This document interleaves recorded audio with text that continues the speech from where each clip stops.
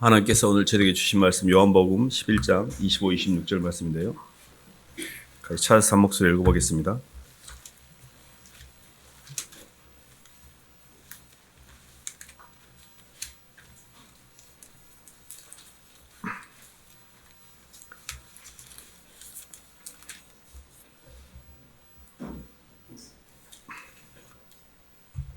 예수께서 이르시되 찾으셨으면 한 목소리 읽어보겠습니다.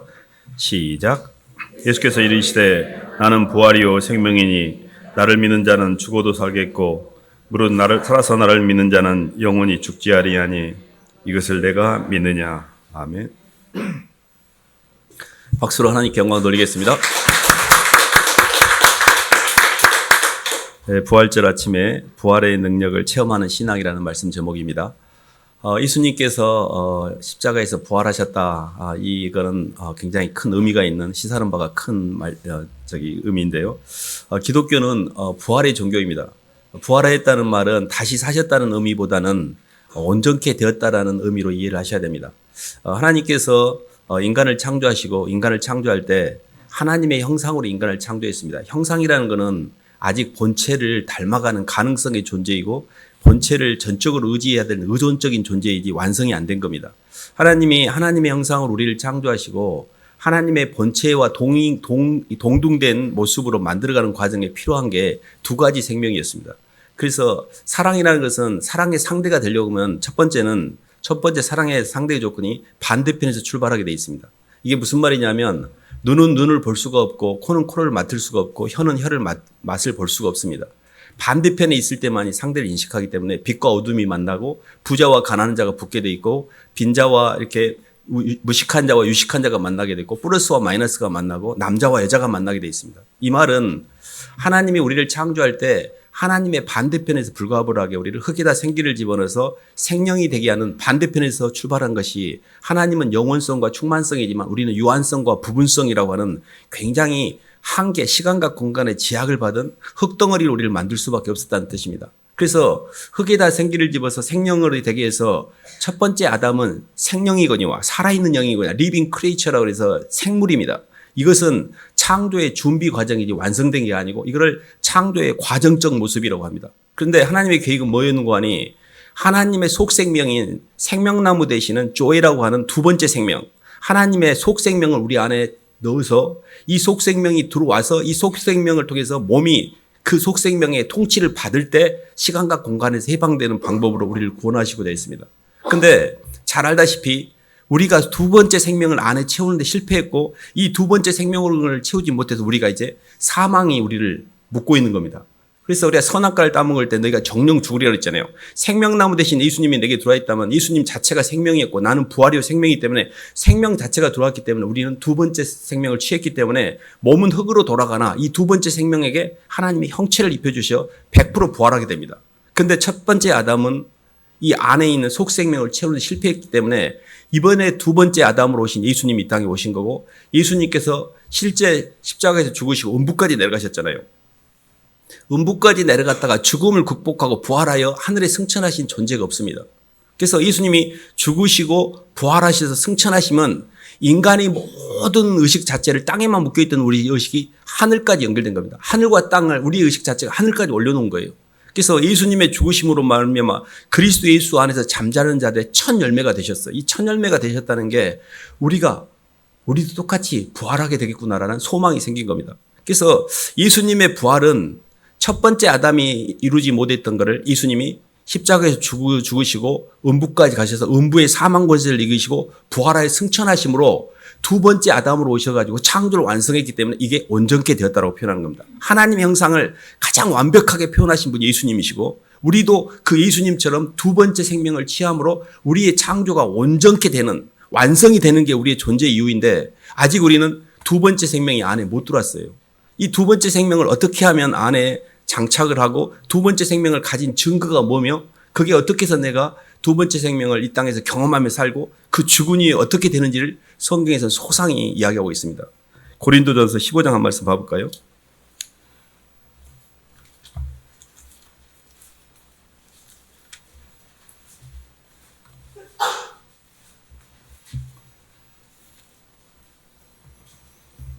3절부터 일단 저희가 8절까지 읽어보겠습니다. 내가 받은 것을 먼저, 고린도서 15장 3절부터입니다. 시작. 내가 받은 것을 먼저 너에게 전하였노니 이는 성경대로 그리스도께서 우리 죄를 위하여 죽으시고 장사 지낸 바 되셨다가 성경대로 사흘 만에 다시 살아나사 게바에게 보이시고 후에 12 제자에게와 그 후에 500의 형제에게 일시에 보이셨나니 그 중에 지금까지 대다수는 살아있고 어떤 사람은 잠들었으며 그 후에 야고보에게 보이셨으며 그 후에 모든 사도에게와 맨 나중에 만삭되지 못하여 난 자 같은 내게도 보이셨느니라. 아멘. 예수님이 부활하신 부활의 사실성을 우리가 좀 언급을 할 필요가 있습니다. 예수님께서 부활하셔서 먼저 게바라는 베드로에게 보이셨고 또 12 제자에게와 500의 형제와 또 나중에 야고보와 또 만삭되지 못하여 난 자 같은 바울 사도에게도 보이셨다고 이야기하고 있습니다. 사실 이렇게 그 사람이 환상을 본 거 아니야? 그 착각으로 어떤 환상을 그걸 예수님 부활을 본 거 아니야? 이런 말을 하는 사람이 있습니다. 근데 500의 형제가 일시에 500사람이 동시에 환상을 보는 게 불가능합니다. 그러니까 예수님의 부활의 사실성 자체를 성경을 통해서 우리는 정확하게 믿으셔야 됩니다. 왜 그런 거 아니? 저는 어떻게 이걸 말씀을 받아들이겠냐면 이런 생각이 들었습니다. 12 제자가 예수님의 부활을 증거하다가 그 부활을 증거한 것 때문에 다 순교를 당했거든요. 근데 이런 생각을 해봤는데 어떤 사람이 자기가 믿지도 않고 보지도 않는 거짓말을 지키기 위해서 목숨을 바치는 바보가 있을까요? 저는 목숨을 바쳐가면서까지 이 사람들이 이게 진리라고 증거한 이 사실이 진짜라는 것을 제가 마음으로 믿었습니다. 제가 안 봤기 때문에. 근데 우리도 다른 사람이 안 봤지만 그 사람들이 전해준 사람들의 진정성을 통해 그 말을 봤잖아요. 근데 목숨을 걸고 지킨 이야기를 그거를 야 거짓말 치지 마 이렇게 말할 수 없잖아요. 저는 성경 말씀을 항상 볼 때 이분들이 목숨을 바쳐가면서까지 지켰던 진리이기 때문에 이것은 충분히 믿을 만한 가치가 있다고 성경을 전혀 몰랐을 때 저는 성경 말씀을 믿기로 마음으로 받아들였습니다. 예수님이 부활한 게 분명하시구나. 그걸 한두 사람도 아니고 수많은 형제들이 보았고 그리고 예수님의 부활 승천이 성경 전체를 통해서 어떤 의미를 갖는지를 알고 나서 이게 부활이라는 게 기독교에서 만드는 어떤 교리가 아니라 너무 선명한 영적인 세계에 있어서요. 우리가 이 땅에서 이렇게 살아가면서 가장 중요한 문제가 저는 죽음의 문제라고 생각합니다. 죽음의 문제를 풀었다면 이 땅의 존재 의미를 푼 거예요.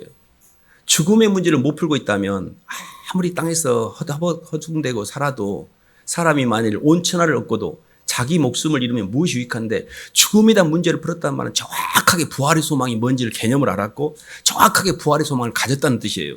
이 부분을 정확하게 성경을 가지고 이 논리적으로 내가 헷갈리지 않고 정확하게 이해를 하셔야 됩니다. 그래서 만약에 부활이 없다면 어떻게 되는가가 그 뒤에 좀 나왔는데 한번 같이 한번 읽어보겠습니다. 12절부터 19절 한번 봐보겠습니다. 그리스도께서 죽은 자 가운데서 시작. 그리스도께서 죽은 자 가운데서 다시 살아나셨다 전파되었거늘 너희 중에 어떤 사람들이 어찌하여 죽은 자 가운데서 부활이 없다 하느냐. 만일 죽은 자의 부활이 없으면 그리스도도 다시 살아나지 못하였으리라. 그리스도께서 만일 다시 살아나지 못하였으면 또 우리가 하나님의 거짓 증언으로 발견되리니 우리가 하나님이 그리스도를 다시 살리셨다고 증언하였음이라. 만일 죽은 자가 다시 살아난 일이 없으면 하나님이 그리스도를 다시 살리지 아니하셨으리라. 만일 죽은 자가 다시 살아난 일이 없으면 그리스도도 다시 살아나신 일이 없었을 터이요. 그리스도께서 다시 살아나신 일이 없으면 너희의 믿음도 헛되고 너희가 여전히 죄 가운데 있을 것이라. 또한 그리스도 안에서 잠자는 자도 망하였으리니 만일 그리스도 안에서 우리가 바라는 것이 다만 이 세상의 삶뿐이면 모든 사람 가운데 우리가 더욱 불쌍한 자니라. 아멘. 주님이 그리스도의 부활이 없다면 주님이 부활하지 않았을 것이고 부활하지 않았다면 우리가 주님을 믿는 믿음도 헛것이고 우리가 주님이 부활했다라고 하나님 앞에서 증인을 하고 있기 때문에 우리가 하나님의 거짓 증인으로 발견되는 것이며 그리스도가 부활하지 않았으면 우리는 여전히 죄의 문제가 해결되지 않았기 때문에 우리는 여전히 죄 가운데 있는 것이고 그리스도가 부활하지 않았다면 그리스도 때문에 많은 고난을 받고 그걸 믿고 핍박을 받았던 이 예수를 믿는 예수쟁이들 이 세상에서 가장 불쌍한 자라고 이야기하고 있습니다. 우리가 이 땅에서 계산을 가지고 살았다면 부활이 없다 그러면 절대 이렇게 안 삽니다. 더 악랄하게 더 이익을 보면서 살지 죽은 이후의 삶에 대한 주님 앞에 내 인생의 무게를 주님 앞에 다 하는 시간이 오는 줄을 정확하게 알고 있기 때문에 이 땅에서 다른 사람들이 다른 어떤 이런 길을 가는 것은 부활의 소망이 있기 때문에 그렇습니다. 그렇기 때문에 부활이 없다라고 사두개인들이 주장을 했어요. 이 부활이 있다라는 걸 정확하게 아셔야 됩니다. 하나님이 우리를 창조할 때 하나님의 형상으로 창조했는데 그 형상은 소대도 제가 말씀드린 것처럼 두 번째 생명이 이 안에 들어와야 됩니다. 그 두 번째 생명이 고린도전서 15장에 나와 있는데요. 한번 봐볼까요? 45절로 49절입니다. 기록된 바 45절부터 49절까지 읽어보겠습니다. 기록된 바 시작. 기록된 바 첫사람 아담은 생명이 되었다함과 같이 마지막 아담은 살려주는 영이 되었나니 그러나 먼저는 신령한 사람이 아니요 육의 사람이요 그 다음에 신령한 사람이니라. 첫사람은 땅에서 났으니 흙에 속한 자이거니와 둘째 사람은 하늘에서 나셨느니라. 무릇 흙에 속한 자들은 저 흙에 속한 자와 같고 무릇 하늘에 속한 자들은 저 하늘에 속한 이와 같으니 우리가 흙에 속한 자의 형상을 입은 것 같이 또한 하늘에 속한 이의 형상을 입으리라. 아멘. 첫사람 아담이라는 생명이라는 하드웨어가 우리에게 장착이 됐습니다. 두 번째 아담, 살려주는 영이 성령을 말하고 있습니다. 생명나무 대신 예수님의 두 번째 아담이 땅에 속한 자의 형상, 우리의 겉사람이에요. 이 몸으로 사는 겉사람. 그러면 하늘에 속한 자의 형상이라는 게 예수 그리스도를 통해서 예수님이 우리 안에 성령으로 들어와서 주님의 속생명으로 우리 안이 채워져야 이게 창조가 완성되는 것이고 나중에 이 속생명인 예수 그리스도의 생명에 하나님이 부활의 몸을 입혀주셔서 우리가 부활하게 되는 것입니다. 그렇기 때문에 우리가 육체로 살고 있는 이 과정상의 이 땅에 있는 모습은 속생명 대신 예수님을 받아들이는 데 우리의 존재의 의미가 있는 거지 예수님을 못 받아들이고 두 번째 생명을 장착하지 못한 상태에서 아무리 내가 몸 겉사람으로 이 몸뚱이로 부귀영화를 누린다 한들 나는 이미 죽은 몸이에요. 그래서 우리에게서 중요한 것은 오래 살고 부귀영화를 누리고 안 죽으려고 바둥바둥하는 것이 아니라 두 번째 생명을 취하는 거예요. 이것을 정확하게 아셔야 됩니다. 예수님의 속생명을 내가 못 가지면 나는 이미 그리스도 안에 너희 마음속에 그리스도 영이 있는 거 확증하여 보라. 너희 속에 그리스도의 영 성령이 없으면 너희는 버리운 자라겠거든요. 예수님을 만나는 게 내 인생의 존재의 이유이고 목적이지 이 땅에서 예수님 없이 부귀영화를 누리면서 자식들을 잘 키워내고 내가 성공을 하고 내가 돈을 벌고 이런 것들은 물론 없는 것보다 있는 게 낫겠죠. 근데 내 안에 예수의 생명이 없다면 그것이 다 의미가 없습니다. 그래서 우리에게 중요한 거는 이 두 번째 생명인 예수님의 생명은 어떻게 내가 내 안에서 주님을 연합하고 만날 수 있지? 이런 부분에 대해서 고민을 하는 거죠. 거기에 대한 답이 또 있는데요. 고린도 15장 한 말씀 봐볼까요?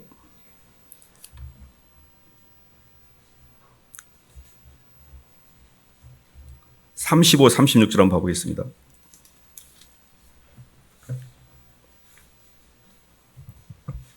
누가 묻기를 35, 36절입니다. 시작. 누가 묻기를 죽은 자들이 어떻게 다시 사나며 어떠한 몸으로 오느냐 하리니 어리석은 자여 내가 뿌리는 씨가 죽지 않으면 살아나지 못하겠고. 아멘. 거기까지 읽겠습니다.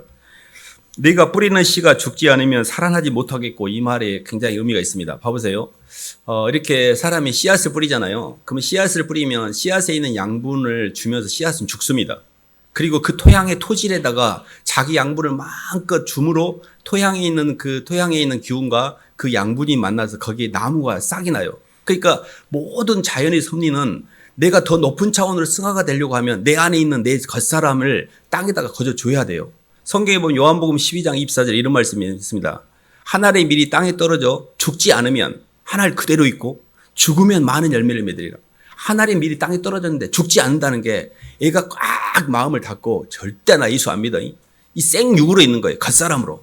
그리고 이거를 절대 안 주는 거예요. 이 생명력을. 내 의로 사는 거예요. 내가 잘 되고 내가 욕심맞게 내가 영광 받고 나를 위해 사는 거예요. 끊임없이 모든 교회를 다니고 모든 하는 이유가 내가 잘 되는 거야. 내가 잘 되는 것은 한 알의 밀이 절대 죽지 않는 거예요. 이거 자체가 절대 부활하지 않아요. 한 알의 밀이 땅에 들어 죽지 않으면 한 알에 그대로 있지만 죽으면 많은 열매를 맺는다고 했잖아요. 그래서 영적인 원리가 뭐냐면 예수님의 사랑이 들어와서 그 예수님의 사랑에 내 자아가 굴복을 꼭 하셔야 돼요. 겉사람이 주님 죄송해요라고 굴복이 돼야 돼요. 이 굴복이 되는 지점이 내가 땅에서 죽은 거예요. 씨가 뿌려졌을 때 죽어야 나를 통해 열매가 많은데 주님이 나를 통해서 성령이 나를 통해 역사가 돼서 많은 일을 하려고 하면 내 겉사람이 내 욕망으로 움직이는 내 겉사람이 하나님 앞에 굴복이 돼야 되는데 이게 너무 생육이야. 너무 뻣뻣해 막 힘주고 절대 나 교회 힘든 거 시키기만 해봐 나 교회 안 나가보려니까. 저도 그랬습니다. 내가 원하는 범위 내에서 교회를 다녔어요. 나 건들지 마. 내가 대장이야. 신이고 뭐고 다 필요 없어. 내 마음대로 안 되면 나 교회고 뭐고 다 필요 없어. 이런 생각을 갖고 살았어요. 근데 이게 이 뻣뻣한 게 안 죽고 있으니 어떻게 주님은 이게 두 번째 생명이 들어오려고 아무리 애를 써도 얘가 지 연민과 억울함과 지 의와 내 논리적인 사고와 내 판단력과 저는 수도 없이 형들하고 싸웠습니다. 성경이 이해가 안 되니까. 내 논리로 막 싸웠어요. 내 조그만한 그릇에다가 하나님의 엄청 큰 그릇을 막 꾸역꾸역 집어넣으려고 하니까 들어가지가 않는 거예요. 이게. 이해가 안 되는 거예요. 이게 성경이. 제가 조금씩 내가 문제가 있구나. 하나님의 큰 그릇 안에 내 생각을 집어넣어야 되는데 자꾸 내 생각에다 하나님 그릇을 집어넣으려고 하고 있구나. 그래서 제가 조금씩 마음을 바꾸기 시작하니까 성경들이 조금씩 이해가 됐습니다.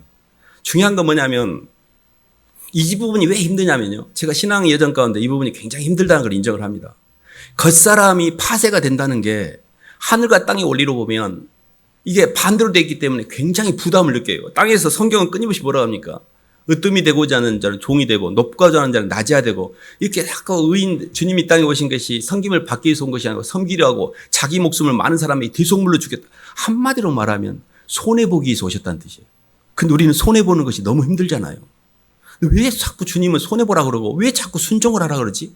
나는 내가 영광을 받고 내가 자존심 높이서 프라이드를 느끼고 내가 아주 높아지고 싶은데 주님 자꾸 종이 되라고 그래요. 왜 그러지? 그걸 잘 이해를 못했습니다. 처음에. 근데 주님의 은혜가 내게 들어와서 주님이 통치권 회복이 되려면 하나님 저는 죄인이에요. 저는 아무 희망이 없기 때문에 내 자신에게 절망을 해야 예수님의 은혜가 들어와서 이 겉사람이 후패하고 속사람이 날로 새로워진 두 번째 생명의 통치를 받을 수가 있는데 첫 번째 생명이 이 겉사람이 너무 깡깡한 거예요. 얘가 완강하게 버티니까 성령이 얻지 못하는 거예요. 그래서 이 지점을 계속 어떻게 하면 부드럽게 만들고 어떻게 하면 그걸 깨부술 수 있지? 이런 대목에서 우리가 신앙 가운데 고민을 하는 거죠. 근데 그런 말씀이 또 에베소에 나와 있는데 한 말씀 봐볼까요? 에베소 4장입니다.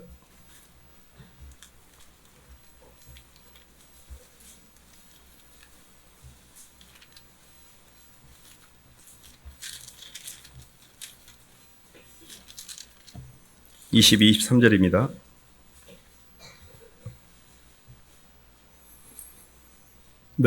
너희는 유혹의 욕심을 시작. 너희는 유혹의 욕심을 따라 썩어져가는 구습을 따르는 옛사람을 벗어버리고 오직 너희의 심령이 새롭게 되어 하나님을 따라 의와 진리의 거룩함으로 지으심을 받은 새 사람을 입으라. 아멘. 그래서 정리하면 저희들이 신앙의 여정 가운데 하나님이 우리를 하나님 형상으로 창조하셨고 하나님 형상이라는 건 사랑 형상인데 아직 본체가 안 됐어요. 아들은 아버지 아들입니다. 아들은 아버지를 닮아가는 가능성의 존재이자 아버지의 절대적 도움을 통해서 창조 완성되는 것이 아들의 존재예요. 우리는 하나님의 아들이잖아요. 그럼 하나님의 형상을 닮아간다는 것은 주님의 영이 우리에게 들어와야 된다는 뜻이에요. 아버지 영이. 그러니까 아버지가 될 수 있는 가능성의 존재이지 아직 완성된 게 아닙니다. 근데 우리가 가능성의 존재인 우리가 아버지의 영을 받아들여야 창조가 완성되는 것이고 그 예수님의 사랑인 생명화 되신 주님이 들어와야 우리가 온전케 되는 거예요. 이 창조가. 그래서 첫사람 아담은 창조의 과정적인 모습이요 준비라면 두 번째 아담이 내 안에 장착이 될 때 이게 창조가 완성이 되는 거고 이게 우리의 완성된 모습이에요. 그래서 예수님은 완벽하게 완성된 모습을 우리에게 보이셨어요. 우리가 이 땅에서 완성되는 게 아닙니다. 봐보세요. 예수님을 내 마음 가운데 영접하면 영은 의식은 부활이 됩니다. 의식은 부활이 되지만 몸은 아직 시공간에 묶여 있어요. 그래서 내가 예수님을 믿으면 시간과 공간에 많이 이렇게 관여를 하되 아무런 상관이 없어요. 이게 영이 부활한 거예요. 영이 어떻게 부활하냐면 겉사람 아담은요. 모든 시간과 공간에 다 묶여 있어요. 달마다 마음의 쉼을 누릴 날이 없어요. 근심, 걱정, 염려, 문제 맨 시간과 공간이 다 문제잖아요. 근데요. 속사람의 주님 안으로 들어가잖아요. 모든 마음을 주님께 맡기게 돼요. 그리고 주님의 섭리 가운데 움직이기 때문에 내가 걱정할 것이 없어요. 근데 왜 나는 육으로 있을 때 힘드냐면 시간과 공간에서 나온 결과물에 내 몸이 굉장히 민감하기 때문에 그것밖에 없으니까. 근데 속사람은 하늘의 소망을 갖고 있거든요. 하늘나라가 내 본향이고 하늘나라에 대한 소망 가운데 땅을 보고 있기 때문에 힘들지 않아요. 하룻밤 나그네 길, 너 인생이 무엇이냐? 잠깐 보이다 없어지는 안개잖아요. 우리 인생의 나그네 길 하룻밤 인생을 어디서 노출한 곳에서 잠을 자든 조금 이렇게 아주 그냥 척박한 음식을 먹든 그게 무슨 의미가 있습니까? 하늘나라가 중요한 거지. 이 하늘의 소망을 갖고 산 사람들은 땅이 상대적으로 심각하지 않아. 그렇게 힘들지 않아요. 하나님, 제가 잠깐 이렇게 있다가 하는 이 나그네 길 주님 말씀대로 잘 살다가 주님 부르시면 갈게요 하고 가벼워져요. 그러니까 땅에 대해서 근심, 걱정, 염려가 점점 없어져요. 속 사람을 날로 키우셔야지 겉사람이 막 커져갖고 시간과 공간 속에서 막 형체를 키우고 확장해갖고 나 이런 사람이 하고 이게 마귀가 존재하는 양식이에요. 그렇게 가시면 안 됩니다. 부활이라는 건 뭐냐면 내가 겉사람으로 살던 내 겉사람이 점점 쪼그라들고 예수 그리스도 안에서 발견된 속생명이 점점 커지는 거예요. 이게 부활이에요. 의식은 부활이 됐지만 이 몸은 아직 육으로 묶여 있으니 이 몸뚱이도 영인 부활한 내 영의 말을 듣도록 쳐서 복종시키는 과정이 성화의 과정입니다. 그래서 생각과 감정과 삶이 점점 주님을 닮아가게 돼요. 이 땅에서 그렇게 힘들었는데 안 힘든 거예요. 이 땅에 그렇게 상처받고 내 인생 억울해 연민과 분노가 내 마음 가운데 있었는데 죄송하고 너무 죄송하고 주님의 은혜가 있고 주님 제가 남은 생에는 이 빚 갚는 마음으로 살게요라고 변하는 거 심령이. 그리고 운동력도 변합니다. 이게 뭐예요? 예수님의 속사람이 날로 새로워지고 있는 거예요. 우리는 이런 방향으로 하나님께서 우리의 창조를 완성했고 그럼에도 불구하고 이 땅에서는 온전하지가 않은 겁니다. 진짜 하나님의 형상이 회복되는 게 하늘나라예요. 그때 주님이 우리에게 부활의 몸을 입혀주셔요. 그 부활의 몸의 과정도 성경에 나와 있습니다. 고린도 15장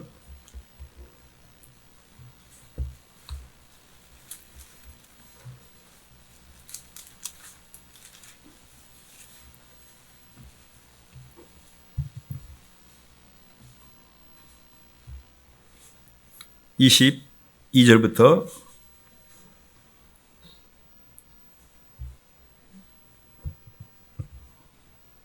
25절까지 읽어보겠습니다. 아담 안에서 모든 사람이 시작. 아담 안에서 모든 사람이 죽은 것 같이 그리스도 안에서 모든 사람이 삶을 얻으리라. 그러나 각각 차례대로 되리니 먼저는 첫 열매인 그리스도요. 다음에는 그가 강림하실 때 그리스도께 속한 자요. 그 후에는 마지막이니 그가 모든 통치와 모든 권세와 능력을 멸하시고 나라를 하나님 아버지께 바칠 때라. 그가 모든 원수를 그 발 아래에 둘 때까지 반드시 왕노릇 하시리라. 맨 나중 멸망받을 원수는 사망이니라. 아멘. 이렇게 주님이 먼저 부활하셨잖아요. 그리고 그리스도 예수 안에서 죽은 자들에게 첫 열매가 되셨기 때문에 우리도 주님처럼 부활하겠구나. 그 두 번째, 주님은 이미 부활하셨고 가장 첫 번째 부활자가 그리스도 안에 있는 자라고 성경이 첫 열매 그리스도 차례대로 되니 첫 열매인 그리스도의 다음에는 그가 강림하실 때 그리스도께 속한 자라는 표현이 있습니다. 그리스도께 속한 자라는 표현은 예수님을 믿는 자라는 개념보다는 예수님 때문에 순교당한 자라는 개념이 성경적인 원리입니다. 예수님 때문에 목숨을 버린 자들이 먼저 부활하고요. 마지막 심판, 백보자 심판 때 그때 모든 사람이 이제 부활하게 돼요. 우리가 예수님을 믿고 이 땅에 순교를 당한다면 우리는 첫 번째 부활자에 들어가겠지만 나중에 그냥 예수님 믿고 죽었다면 마지막 부활 때 백보자 심판 이후에 이제 부활하게 되겠죠. 어찌됐든 그 부활의 순서야 우리가 성경에 기록된 대로 우리가 보지만 언제 부활하든 분명히 부활하게 되어 있습니다. 그래서 이렇게 영적인 세계에 있어서 굉장히 중요한 게 뭐냐면 창조가 완성돼가는 여정으로 하늘과 땅을 이해하셔야 돼요.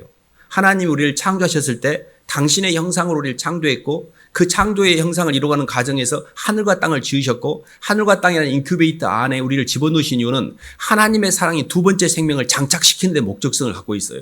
그래서 예수님을 만나는 게 우리가 살아가는 내내 인생에 있어 의미이지 예수님을 못 만나면 우리는 이 땅에 우리가 들어온 목적 자체를 상실해버린 거예요. 그래서 두 번째 생명인 예수님의 생명을 가지면 나는 부활이요 생명이니 나를 믿는 자는 죽어도 살겠고 죽었어 예수님 믿고 죽어도 살겠고 살았을 때 주님이 이 땅에 오셨어요. 그러면 영원히 죽지 않습니다. 그대로 주님을 따라가니까. 이걸 정확하게 이해하셔야 돼요. 이걸 너희가 믿느냐 그랬잖아요. 나는 부활이요 생명이라 했어요. 주님이 부활이요 생명이기 때문에 제가 이렇게 표현하지 않습니까?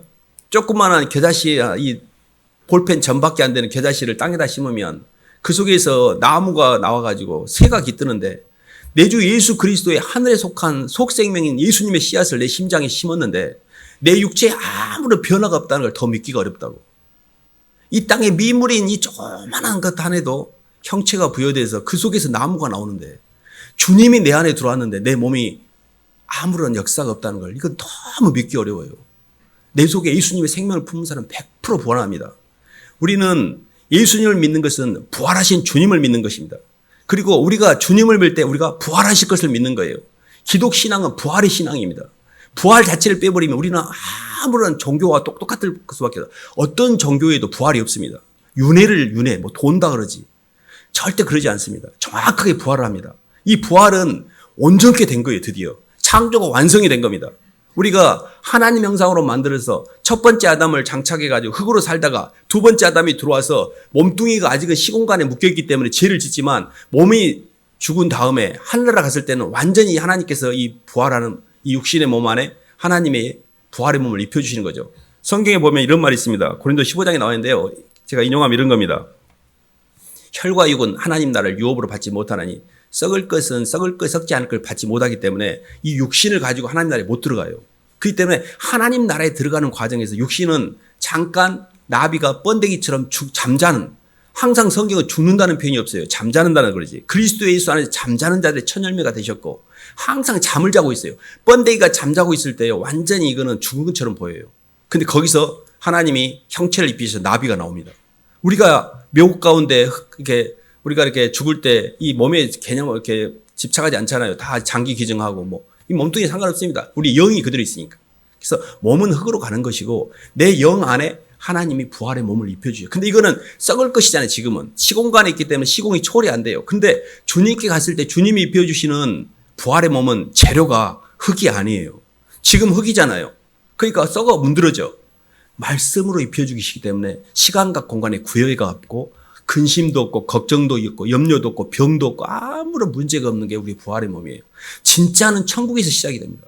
이 땅은 과정적인 모습이고 완성된 모습은 부활의 몸이에요.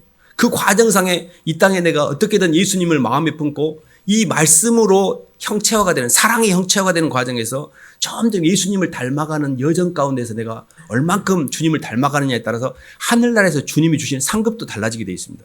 그래서 저희가 이 땅에 들어온 이유가 뭔지를 정확하게 아셔야 됩니다. 부활의 몸을 입기 위해서, 부활하신 주님을 만나기 위해서, 예수님을 만나서 그분과 연합함으로 나도 부활의 능력을 체험하기 위해서. 부활의 능력이 뭔고 하니요? 모든 시간과 공간에 관여는 하는데 걱정이 안 돼요. 내가 매이지 않아. 그냥 내가 그리스도와 예수 안에는 신자의 이치, 성도의 이치가 이미 삼층천에 있기 때문에 나는 몸에 땅에 있지만 내 영혼은 하늘나라에 있기 때문에 안 묶여요. 그래서 능력이 그때부터 나타나요. 부활의 능력.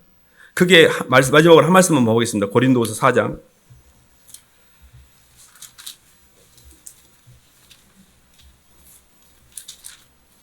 7절로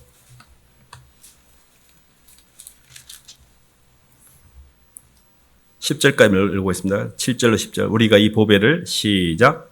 우리가 이 보배를 질그릇에 가졌으니 이는 심히 큰 능력은 하나님께 있고 우리에게 있지 아니함을 알게 하려 함이라.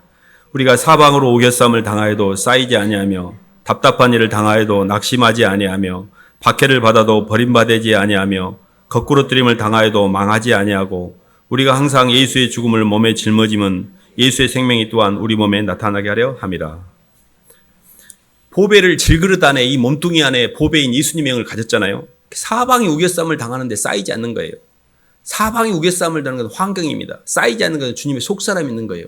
그래서 그게 버림받지 아니하고 답답한 일을 당하여도 낙심되지 않고 박해를 받아 버림받지 않고 거꾸로 뛰임을 당하여도 망하지 않는다 했잖아요. 근데 그 다음 말씀이 항상 예수의 죽음을 내 몸에 짊어지면 예수의 생명이 또한 내 몸에 나타나야 함이라는 게, 예수의 죽음을 짊어진다는 게 내 겉사람의 죽음을 이야기해요. 내가 겉사람이 파쇄가 되어야, 주님 이제 제가 예수님 믿기 전에 살았던 제 옛사람은 죽었습니다. 그 죽음을 짊어져야 예수의 생명이 그때 나타나는 거예요. 하늘의 밀이 땅에 떨어져 죽어야 많은 열매를 맺는 것처럼 내 자아가 죽어야 돼요. 근데 내 자아가 끊임없이 주장을 하고 있잖아. 힘을 주고. 내 마음대로 살 거야. 교회 다닌 것도 내 욕망을 이루기 위한 수단이야. 이러니까 주님이 못 들어오시는 거예요. 이 부분이 굉장히 중요해요. 하늘의 밀이 땅에 떨어져 죽으셔야 됩니다. 100% 죽어야 돼요. 죽는다는 게 몸이 죽는 게 아니에요. 영이 죽는 거예요. 내 자아가, 내 겉사람이. 그 현상이 뭐냐면 주님 앞에 굴복을 하게 돼요. 저 앞으로 그렇게 안 살게요. 주님 말씀대로 살 거예요. 저 예수님 사랑대로 살 거예요. 내가 지금까지 살았던 겉사람은 이건 다 과정적인 모습이고 진짜 주님이 나를 부활의 몸으로 완성하기 위해서 예수님을 보내셨고 예수님 말씀을 주셨고 성령까지 내게 보내셨으니 말씀과 기도를 통한 주님의 성령의 인도를 따라 제가 앞으로 살게요라고 방향을 그렇게 트셔야 돼요. 이게 부활의 능력을 경험하는 방법입니다. 이런 사람들은 살아가면서 모든 것이 묶인 게 풀리기 시작해요. 제사함의 자유를 누리고 모든 만물의 주권을 인정하게 되고 삶이 굉장히 선순환이 되면서 다른 사람을 많이 도울 수가 있고 근데 이 대목을 아무리 이야기해도 아까 얘기했죠. 깡깡하니 지밖에 모르는 거예요. 계속 지밖에 모르고 아무리 이야기해도 그렇게 되면 죽는다고 아무리 이야기해도 계속 자기한테 힘주고 이 말귀를 못 알아들으니 이게 우리가 불신앙입니다. 이 불신앙 마귀가 그러는 거예요. 그 사람이 그러는 게 아니에요. 마귀가 그 영혼을 잡고 있기 때문에 그래요. 그렇기 때문에 절대 이 대목이 굉장히 중요합니다. 정말 마음을 깡깡하게 만들지 마시고 하나님 제가 안 돼요 하고 주님을 자꾸 부르셔야 돼요. 어쨌든 내 행위와 노력으로 접근하는 세상이 아니고 이 접근하는 어떤 영역이 아니고 주님이 하신 것을 그대로 받아들이는 믿음으로 가는 영역이에요. 절대 행위로 가는 게 아니에요. 애쓰지 마세요. 막 잘하려고 할 필요 없어요. 주님 저 못해요. 근데 저 그대로 주님 사랑하셨잖아요. 그걸 받아들이셔야 돼. 믿음은 주님의 사랑을 받아들이는 건 애쓰는 게 아니에요. 너무 애들을 써. 너무 애들을. 그 어려운 걸 다 해내려고 하잖아요. 막. 얼마나 힘들겠어요. 그냥 저 못해요. 그러세요. 그냥 못해요. 주님 저 못하겠어요. 도와주세요. 이게 최고의 방법입니다. 그래서 저희가 이 부활절 아침에 예수님은 우리에게 부활을 하셔서 창조가 완성됐다는 걸 보이셨고 그 부활을 통해서 우리도 소망이 생긴 겁니다. 아, 우리도 주님처럼 가면 부활할 것이 명확하거니와 이 땅에서 잠시 잠깐 우리는 육에 있기 때문에 휘둘림은 받지만 영이 많이 편안해지고 하늘나라 가서 그걸 온전히 누리겠구나. 이런 대목을 잘 아시고 주님을 잘 따라가시기를 주님의 이름으로 축원합니다. 기도하시겠습니다. 하나님 아버지 감사를 드립니다. 하나님 이 땅에 사는 동안에 저희가 왜 이 땅에 들어왔고 멀리 살아야 되고 어디로 가는지 향방을 알지 못했는데 주님이 이 땅에 저희를 들어 보내신 이유가 두 번째 생명인 아버지 주님의 생명 속생명을 만나고 그 속생명의 통치를 받고 그 속생명 안에서 성장함을 통해서 겉사람의 무거운 것을 다 벗어버리고 이 땅에서 자유로워질 뿐만 아니라 훗날 하늘나라 갔을 때 그 영광스러운 하나님의 나라로 저희를 입혀주시고자 이 땅에 보내셨는데 그걸 알지 못했습니다. 주님 이제부터라도 주님을 잘 믿고 따라가겠습니다. 예수님 이름으로 기도드립니다.